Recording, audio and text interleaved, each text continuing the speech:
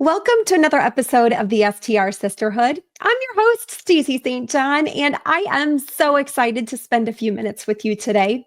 Now, before we jump into this episode, I want to read a quote that I recently came across that resonated with me. And it says, "Whatever we believe about ourselves and our ability comes true for us."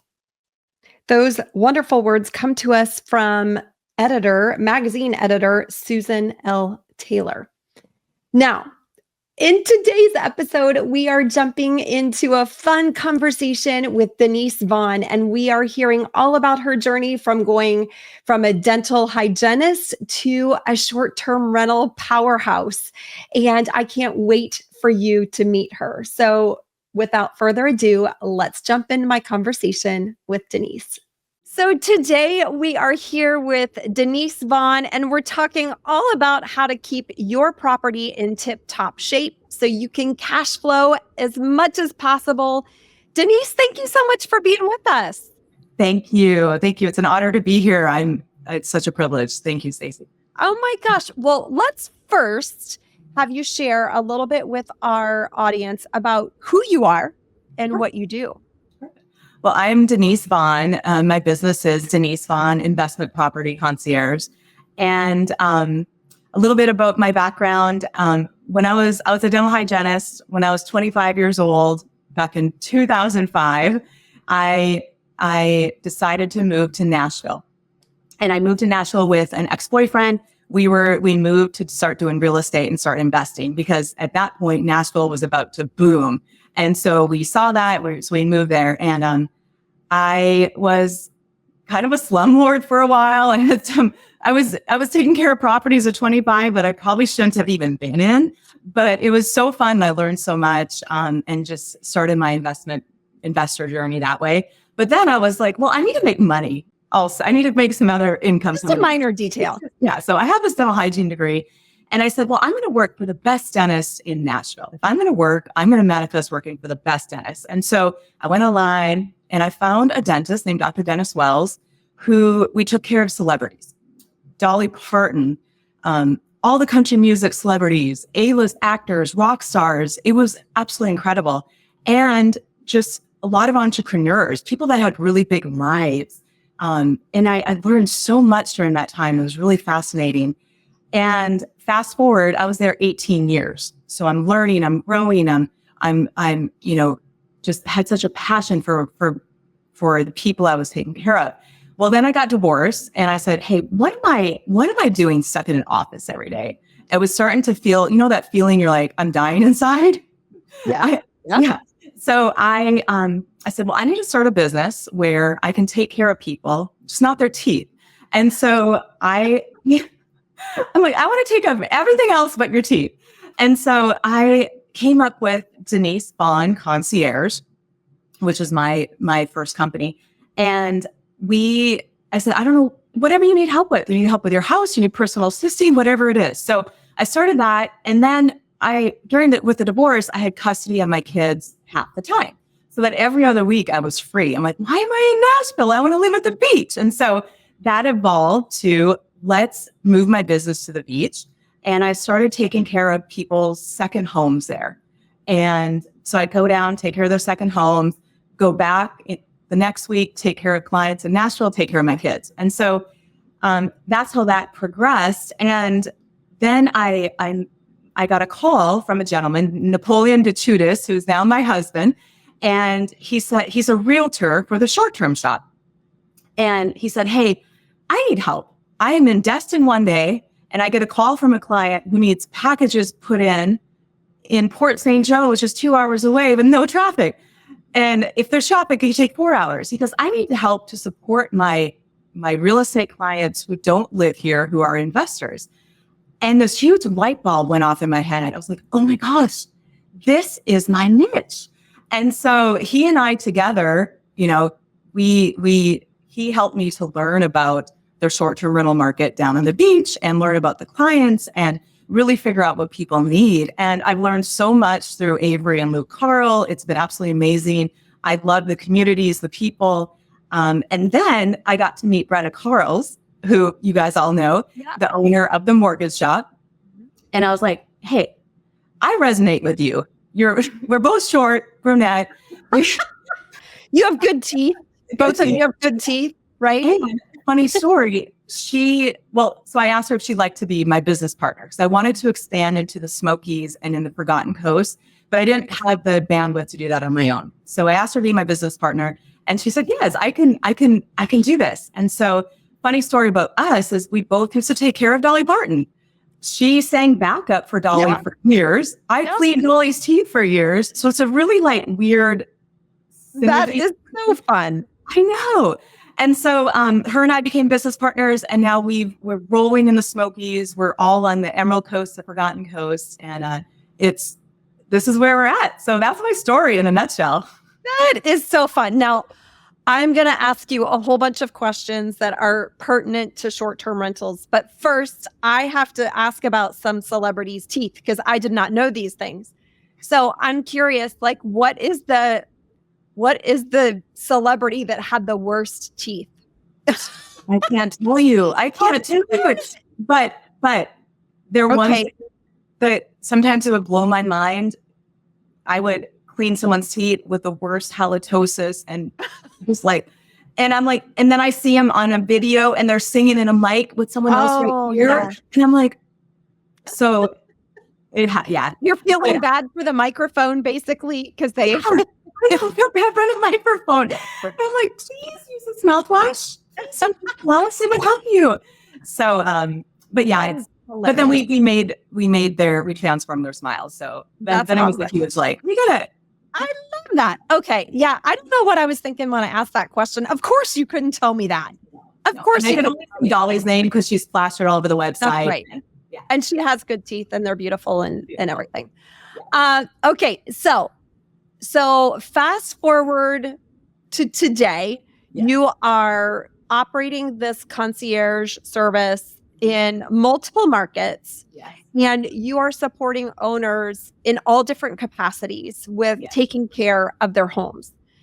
I'm curious, from what you're seeing in the market right now, what are the biggest mistakes that investors make when it comes to the upkeep of their property? It's a really good question. One of the biggest things is the little things, which aren't the little things, right? It's people get focused on, the back end of the business. What are they charging per night? What are their, when are their guests checking in or out? Or, just looking at the back side of the business, but they're forgetting that what are the guests experience?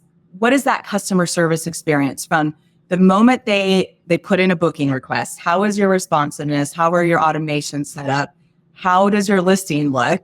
Right? That's a huge one. Yeah. But usually those people, the listing's good, the photos are good, but it's like the communication and it's the follow through of the customer service. Because really we're in the customer service business. Yeah. Right? We're in the people business. Yeah. And so starting there, and then from the moment that they're walking in the door, what are they seeing when they walk in the door? Are they opening the door and there's a smell? It's musty. Mm-hmm. Are they opening the door and the rug is worn? There's scratches all over the wall. There's outdated decor. Now, I'm not saying it has to be perfect. We know it takes thousands of dollars to update decor. But oftentimes, if I get a new client and they're like, hey, Johnny, can you just do a check-in and let me know if you have recommendations? The biggest things are rugs, throw pillows, the art. You can go to TJ Maxx and you can find some cute art for really cheap. Yep. And it doesn't have to be this whole remodel all at once. So I would say those things. And then stuff from, is your coffee maker from 1970? Let's put a new one. Right. Let's take care of some little amenities. So they have this whole customer service experience from the beginning all the way to the end, instead of it just dropping off, because that's not going to lead to good reviews or people booking back with you. Repetitive. Yeah. I find there are a couple of different mindsets when it comes to renting out your short-term rental. Some of us, I think you're probably like this. I know I'm like this. I want to be levels above the other people and on the other properties in my market, right? Right. Right. And then there's this other school of thought, which I'm going to say this, and it's probably going to be unpopular to some guys, but I feel like a lot of men have this approach where, well, my property is renting good enough.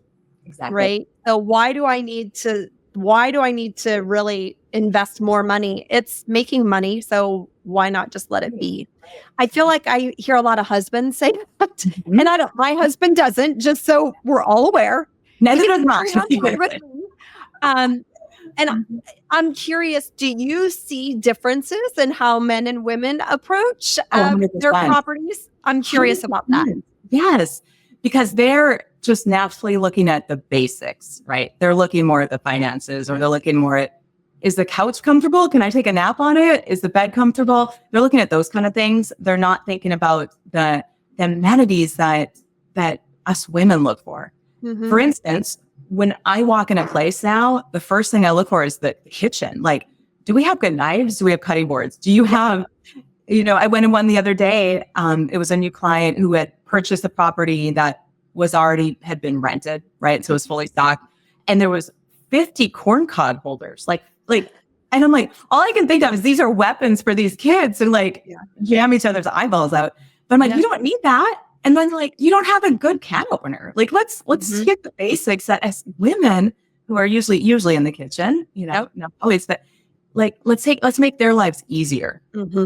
And the guys don't think about that so much. Sure. Or they don't think about the throw pillows that, if I see a pillow that's worn or gross, I'm also thinking about what kind of germs are on there and how many people, right?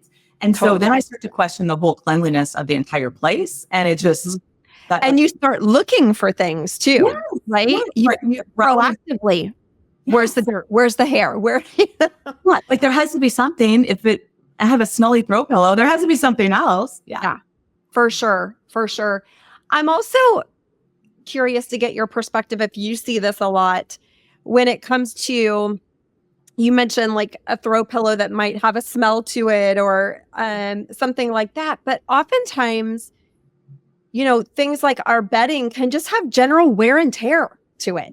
Right. Over time, it will start to pill up. You'll start to get little fuzzies or things like that. In your experience, with all the properties that you're coming across, what are some key recommendations? How often should people be going through things like this? Looking at my throw pillows, looking at the condition of my bedding. What are your recommendations there? Well, typically for my clients, especially here on the beach or in, very seasonal markets like in the Smokies, we want to go in before a busy season and do a really good, what do we need to get ready for the season? And then after the busy season, we go back in, okay, here's what we need to do to get ready. And usually like on the beach, it's, October, November, November, December is kind of that time. And then, okay, should we do some painting? Do we need to seam the grouts? Like, what do we need to do to really help the property? Right. So I like 2 bigger check-ins in the year, at least one. And then little check-ins, little inspections. We can't always make it to every home at every turn, but we can go in after, say there's a day gap or we have a turn day. Let's go in and just assess everything, run through the kitchen, just make sure the cleaners are doing a good job. Because that's the word. If you have a busy season and you haven't had anyone checking on your cleaners, you need to make sure their quality is up before you get it back. So. Oh yeah. I mean, I have inspectors inspect every turnover, right? And some people might think that's overkill. And I'm fine with that. That's cool. But for me, making sure that a property is not only pristinely cleaned is critical, but making sure that the property looks like it does in the photos, meaning is the lampshade straight? Are the throw pillows staged on the couch the way they are in the photos? All those little details matter, right? You, I think, mentioned it early on. They're the little details that really aren't the little details. The big ones. Yeah, they're the big ones. They're the big ones. And then you got the changing the air filters, changing batteries. We will go in and, write the date on the air filter, change it every 3 months. So we try to help the owners keep track. We do help the owners keep track of all that too. And changing the door locks. You know, there's nothing worse than an owner like, oh my gosh, the door locks are dead. And can you get over there? So we stay on top of all of that too. Hey there, sisters. I am so excited to share a little love for today's episode sponsor, a tool I cannot imagine running my short-term rentals without. It's called StayFi. StayFi is a marketing powerhouse built just for vacation rental owners like us. It helps you collect data from every single guest who stays in your property, not just the one who made the booking. Here's how.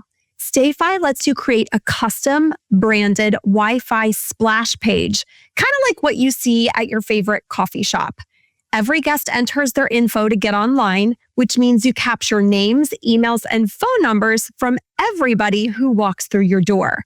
And the best part, with StayFi's built-in email and text tools, you can send beautiful, personalized messages in just seconds.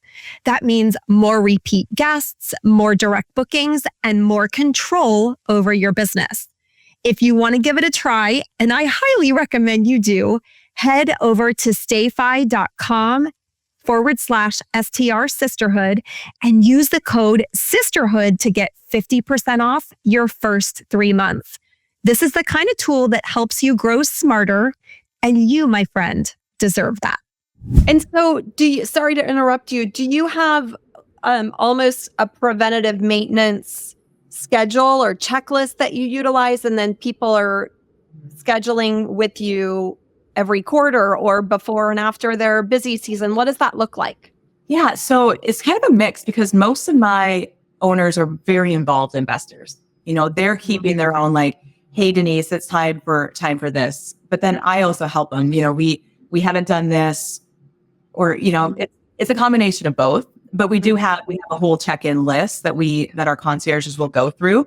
So we check off everything and we put it in a note with photos. We send it back to the owner. This is what we did. This is what needs attention. So it's really good preparedness and then follow through of what you need. And then we use those same lists for each owner moving forward, so that we have, this is when we replaced the air filter. This is when we did the batteries.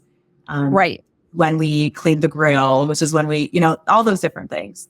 So, but you know, and as investors, some investors want more involvement. Some people like a little bit less. So my approach, Brenda and I's approach is, we are your team. We are with you. Whatever you want us to do, if you want us to take charge and just say, hey, this is what we need to do, which honestly, I find with more of my male clients, this is what I do. Like, this is what we need to do. Are you okay? And they're like, yes. Female clients typically are more, hey, how can we work together to get this done and create a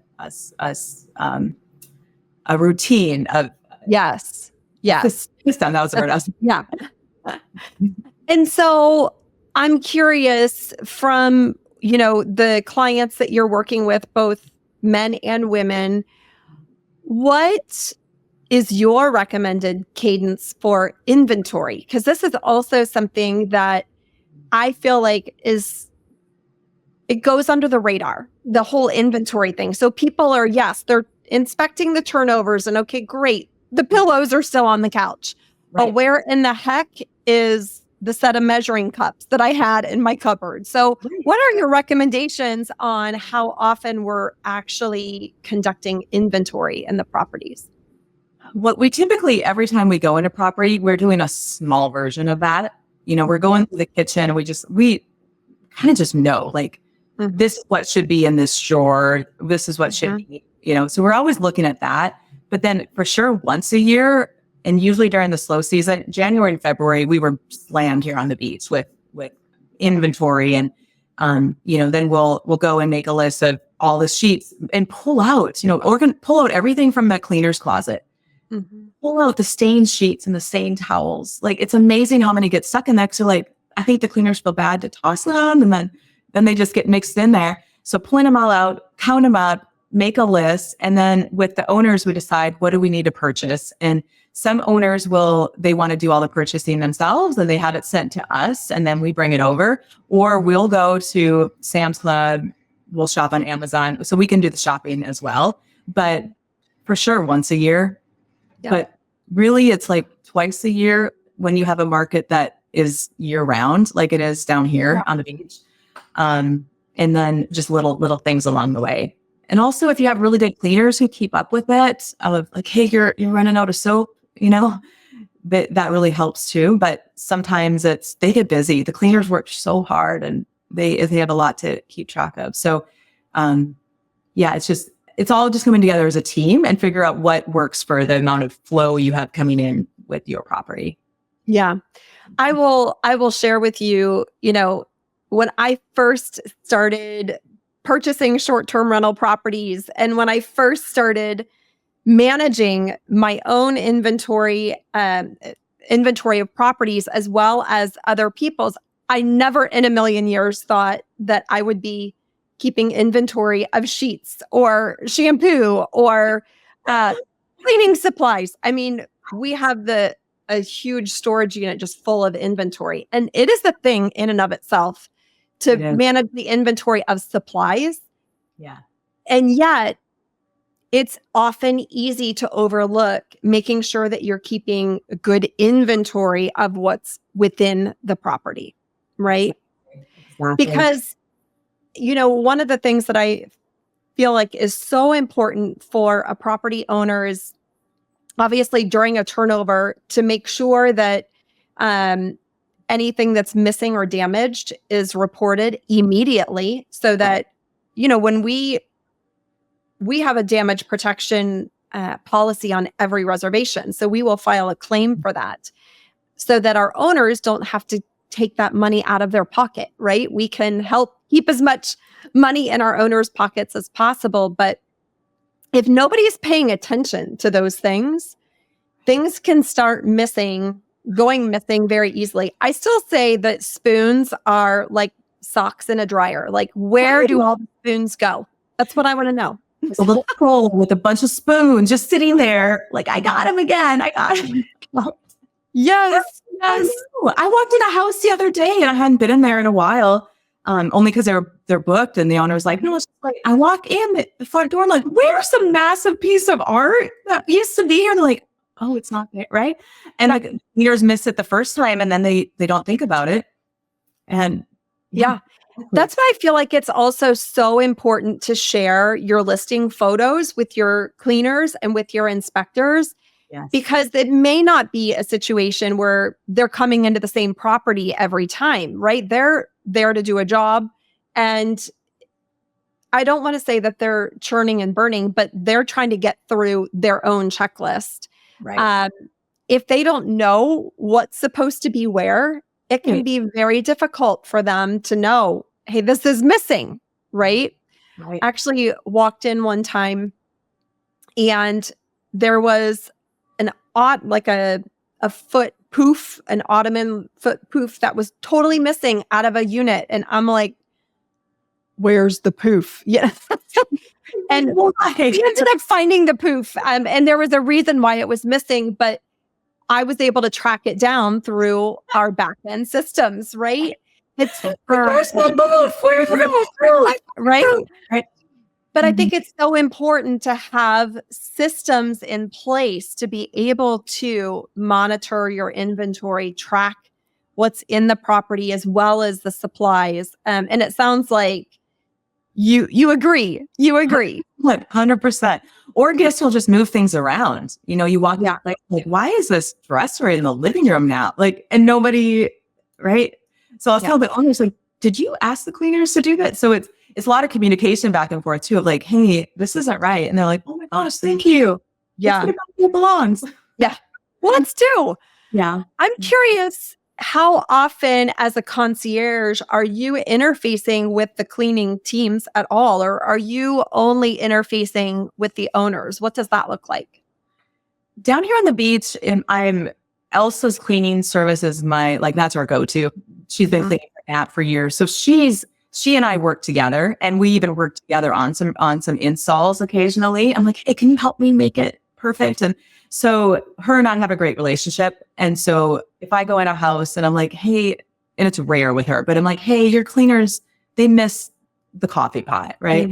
I can just text her and I'm like, oh my gosh, thank you. So we even we're able to communicate without bringing the owners in on some things.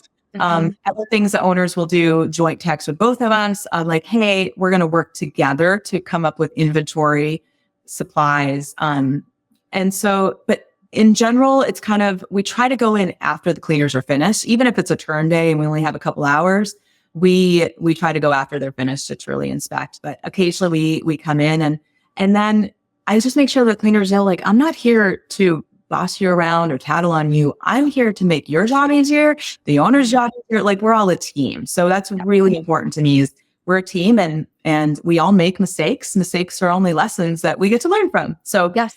And make sure that they have that, they know what that's like. Like, we're not here to create problems. No, totally. And I think that dynamic of collaboration is so incredibly important. I think it's oftentimes easy for someone to think, oh, there's an inspector coming in after me.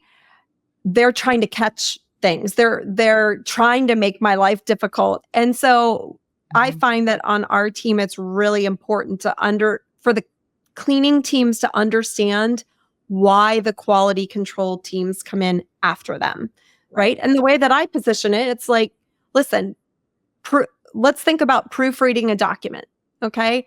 I can write the document and read that document 73 times, and I guarantee you there are things that I have missed, right? Because I'm so close to it.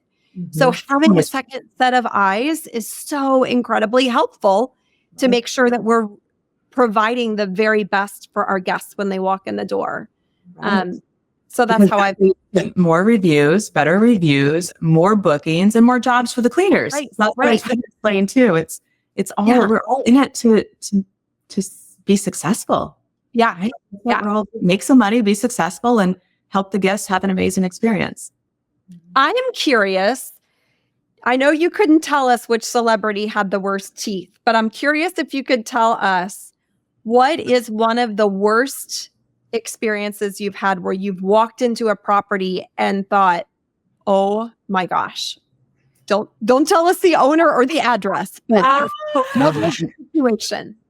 I don't know. I think it's more, there was one, was actually, they've sold the property, so I can't even talk about it, but it was like, hey, we just bought a place, we're ready to rent, we're going, can you just go and drop some towels off? Or it was something like that. And I walk in the place and I'm like, oh my God, this is like grandma's house. Like, it literally was a grandma's house, and they just thought it was ready to go to rent because it's fully furnished. And we had to have it, and they were, they had done horrible listing photos because it looked like grandma's house, right? A beach house that she had lived in for 70 years. And, and then it smelled like cat pee too. So there's also like, this was not like, it's not just numbers, right? It's not just, I know you live in New York and it's just a numbers thing, but there's so much more. And you're going to get guests who are immediately going to be unhappy when they walk into this house. And so he partially listened to me. We got it renting, and it was, it was turned out to be okay, but then he sold the property. But things like that, it's like a lot of investors, especially remote investors, they are ready to just start making money right away. Yeah. And I think that's a big thing. And I get it. As an investor, I get it. You have this dream, you finally find your dream property, the numbers work on paper, but then you want to start cash flowing, but you have to step back and look at the product and the service you're delivering. Look at your customer service, look at your throw pillows, look at the things that will create happy experiences. Because what also you don't want is to be inundated from those guests from the moment they walk in the door, and you can't even sleep at night. Like, that's the worst, right? So it's setting yourself up for success that way. And it's, managing expectations. If you have a listing and you want to charge $50 a night because it smells like cat pee in its grandma's house, like, that's okay. There's people that will live there that will say that. So it's just really kind of honing in on your customer service. Sure. Goal. Sure. I'm curious, in situations where you've had to have tough conversations with owners, Any tips or words of wisdom that you feel like has helped you have those difficult discussions, but yet not burn bridges? I think it's the unified, we're a team, right? This is like, I'm here to, as an investor, as an entrepreneur as well. How can we come together to figure this out? How can we help you together to succeed? Because also it's very humbling for owners too, if they're like, I might have made a bad investment here. I might have thrown a lot of money away here, right? And it's just saying, like, we're here together. Like, I got you, and let's come up with a solution together. I think that's been the biggest thing. And honestly, the thing I love the most about our business is that we get to lock up with you and be your team for the good and the bad, right? We get to figure this out together. And so that part's been really, really fun. Yeah. Have you ever had an investor that you worked with put unrealistic expectations on you, and how did you manage that? Yes. Occasionally we'll get somebody who, again, it's the expectation. They have spent months researching a property. They finally get it. They close on it, and they're like, okay, we're ready to get this rented. We're coming down, for a quick visit, and we're going to get it rented ASAP.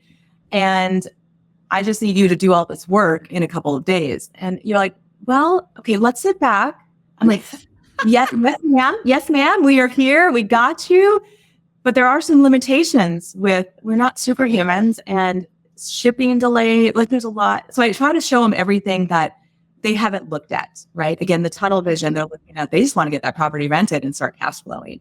And I get that, but they're not looking at everything else that is involved with getting a property listed on Airbnb and just getting it ready to rent, ready for the guests. So it's just being able to, hey, I'm happy we got you, but I can't promise you that. So I'm being very honest and real, but at the same time, all right, let's figure this out together. And so it's a combination of both, I think. Yeah. I also think, in my experience, and I'm curious to get your thoughts on this, I think it's so important to set those parameters around expectations up front versus down the line. Because what I find is when people are surprised by something, or when something doesn't go the way that they thought it should go, if you don't have those discussions early on, you're setting yourself up for a lot of stress down the road, right? 100%. So if you feel like, gosh, this owner is going to, be putting undue stress on me, or I can tell this owner is going to expect the sun, the moon, and the stars, and I only have the sun to give, it's really important, in my opinion, to set that precedence and manage those expectations early on. Would you agree with that? 100%. 100%. And also, and this is the beauty of being an entrepreneur, is it is so liberating to be able to tell a potential client, hey, I'm not a good fit for you. This is not a good fit for you. And I've learned that early on, I learned it because early on, I took on anybody and everybody because I was so hungry. I'm a single mom. I gave up this career to do this business that I just made up. And I was so desperate to do anything and everything. And then I learned, that's not the right way, right? I learned mistakes. So now I've had to tell people, we're not a good fit. And that's okay. Here's some other people you can try and you can work with. And an example being, Brenna and I do installs where we work with designers and work with owners to get the properties launched and get all the decor put up. And sometimes we've had people like, hey, can you do a full service install? Can you take care of everything? And you know what? We're not a good fit for that. But let me refer you to someone. Go check out Launch. Kim is amazing. She will take care of you. I can't. So I'm humble enough to say, this is what we're good at. We can do partial full service, whatever you want. We can work with you to install and to get the house set up, but I'm not full service, and I'll let you down if I try to be. So Brenna and I worked really hard at that of this is, even though our job and our Concierge do so many different things, we still are able to say like, this is really the bread and butter of what we do. Working with investors, working side with them. Yeah. I want to ask you about your team. I'm imagining that if you are operating in multiple markets, you have multiple people. We do. How have you found success in finding the right people to hire? Yeah, that's also, we know, this tricky thing.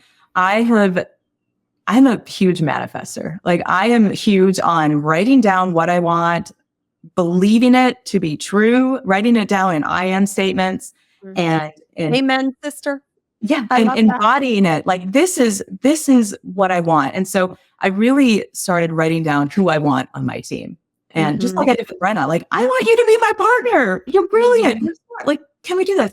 And I have down here on the beach, because that's most of from the Destin to Port St. Joe, I have an amazing concierge team, and they are smart. They're great at marketing. They're hard workers. They're really amazing. But I literally wrote it down, the type of person that I wanted to work with. They're funny. They have a sense of humor. They're absolutely who I want to be around. Right. My friends, they're my family now. And so that has been just being able to put out to the universe what I want, who I want. It's been really helpful. As we're growing in new markets, a little tricky. You know, I do, go on Facebook groups, and I'm like, hey, I'm looking for somebody to do this. And then I just wait and kind of see who comes to me, and just follow some referrals. And, so far it's worked out really good. And, I have a couple girls on our team down the beach where really they do the grocery stocking, who we do